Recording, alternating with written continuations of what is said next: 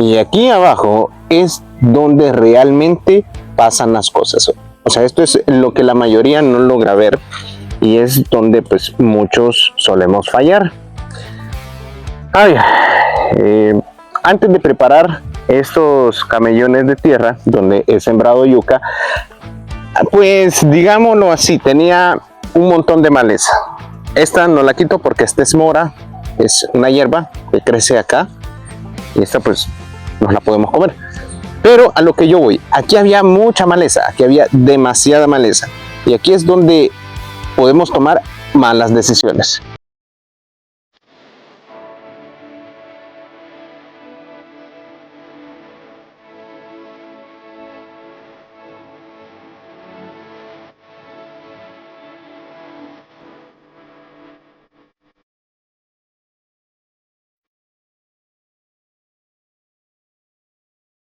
Malas decisiones. Una de las opciones que comúnmente se suele hacer todavía es quemarla, es quemar toda la maleza o desenterrarla por completo, o incluso llegar al punto de usar agroquímicos para quemar químicamente todo lo que aquí puede haber.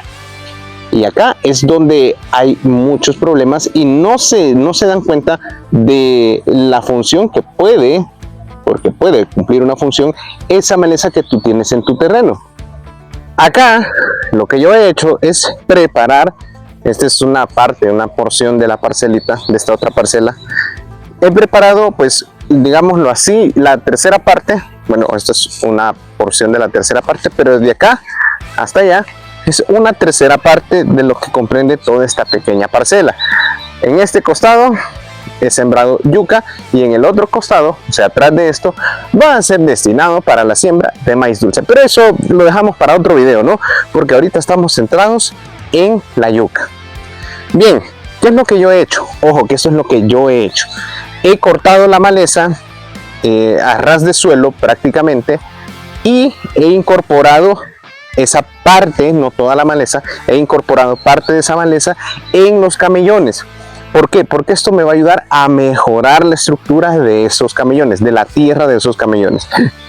¿Para qué? Para que esto tenga muy buena aireación, para que me permita a mí que las raíces puedan diseminarse fácilmente, que no tengan que romper demasiado, al menos la capa superficial, que no le cueste, y así desarrollar unas muy buenas raíces y que eso sea una muy buena producción. Aproximadamente acá esto es pequeño, ¿de acuerdo? Esto es pequeñito, tengo aproximadamente unas 25 matas de yuca. Después vamos con el maíz dulce, que va a ser la parte de atrás. Y a continuación acá vamos a completar la siembra de nuestra yuca. Pero aquí es donde yo les digo, esto puede marcar la diferencia entre tu yuca que pueda sobrevivir o, digámoslo por así decirlo, aguantar la época seca, a una yuca que puede secarse en cuestión de que de unas 2-3 semanas. Si bien la yuca es muy resistente a las sequías una vez establecida, pero vamos a procurar que al inicio pues tenga buena aireación, tenga una muy buena tierra, una muy buena estructura de la tierra, y esto nos permite que nosotros podamos tener una pero buenísima producción. A ver, ustedes me van a decir, mira, pero ahí tienes poquitas yucas, tienes poquito espacio. Claro, eso, como les menciono, es lo que yo produzco para consumo. Ahora, esa parte es para maíz. Esta otra parte voy a dar unos 15 a 20 días de diferencia para sembrar la siguiente porción de yuca. ¿Por qué no la siembro de una sola? Porque me voy a juntar con mucha yuca, ¿de acuerdo? Igual, esto yo lo voy haciendo porque esta es una producción un poquito más grande.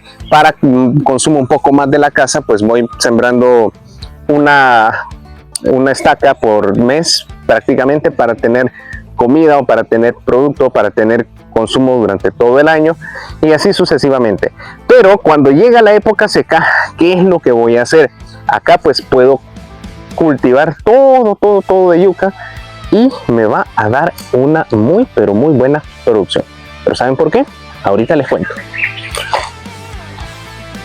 Y es que aquí les enseño lo que yo les estaba mencionando. Miren, esto es la maleza que ha quedado, la maleza seca. Todo eso ha quedado sobre el suelo. toda esta parte ha quedado sobre el suelo directamente, miren. Pero ustedes se pueden decir, pero ¿por qué este tipo pues lo ha dejado directamente sobre el suelo, no lo ha quitado, no lo ha quemado, etcétera? Pues porque esto va a cumplir una función muy importante. Y ojo, que la maleza que está incorporada en la tierra, como la pueden ver acá, esta maleza que está aquí, miren, esta maleza que está incorporada en la tierra, no es que evite que el agua se evapore, no, para nada, eso no lo va a evitar. Pero esto mis amigos, lo que ven entre los camellones, eso sí puede evitar la evaporación excesiva en épocas de sequía. ¿Por qué? Porque esto forma como una capa extra en donde el sol, que si bien ya vieron que está fuerte, va a golpear pues con menor intensidad la tierra, es decir, nuestro suelo no va a estar totalmente descubierto.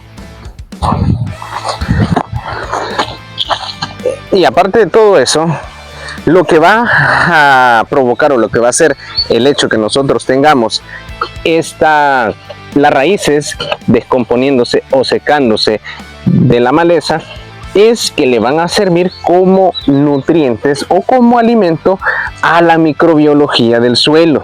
Recordemos que el suelo es un organismo vivo, es decir, que esas raíces, mientras se van descomponiendo, van a ir alimentando toda la microbiología, van a generar hongos, van a generar microorganismos que le van a permitir al suelo comportarse de una forma muy similar a una esponja. Es decir, que la estructura de mi suelo va a ser un poco más porosa, no va a estar compactada, no va a ser una tierra dura, al contrario, pues va a ser una tierra mucho más suelta. Y esto es un beneficio que se puede ver a mediano plazo. Una mejor tierra, una mejor estructura de la tierra me va a permitir mejores cosechas, me va a permitir tener un mejor producto, y al final de cuentas pues es lo que nosotros estamos buscando: tener mejores cosechas, mejores productos y sobre todo tener nuestra alimentación asegurada.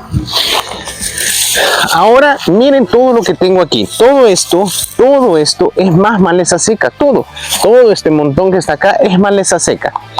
Entonces acá es donde yo a veces pues he dudado desde que comencé a sembrar, y es pues irlo incorporando de a poco o incorporarlo de una sola vez todo este mulch, porque ya es mulch para mí.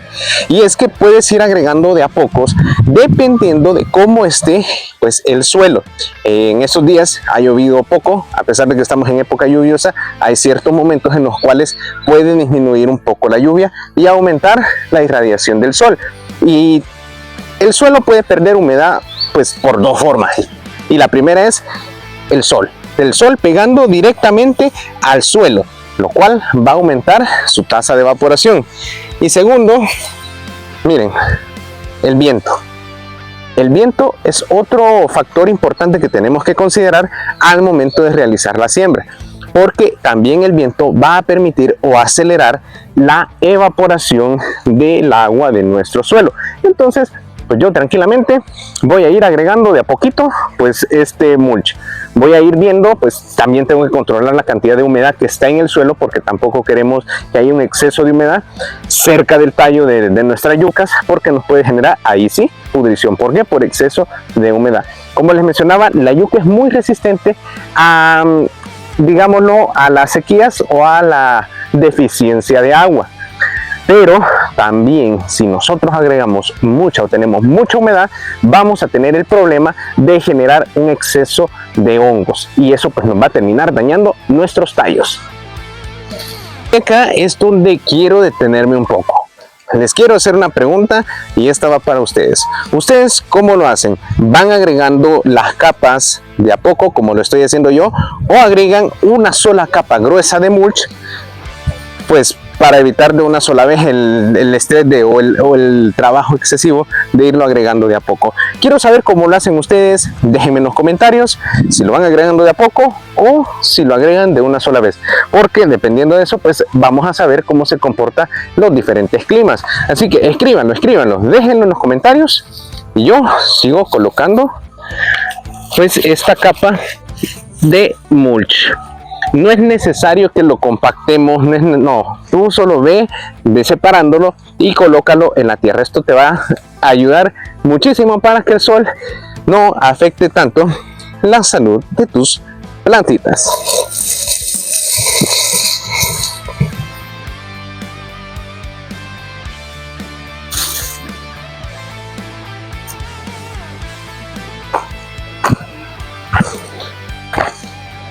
Este es, pues digámoslo así, mi barrera, mi escudo.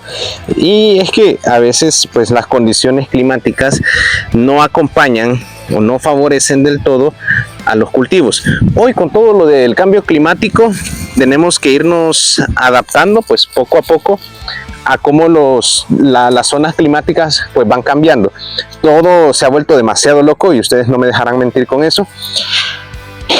Bueno, hace un par de años quizás sabíamos perfectamente cómo iba a evolucionar el invierno o la época lluviosa, cómo iba a evolucionar la época seca, y así nuestros agricultores pues sabían perfectamente en qué fechas hacer siembras, en qué fechas pues ir haciendo los abonados.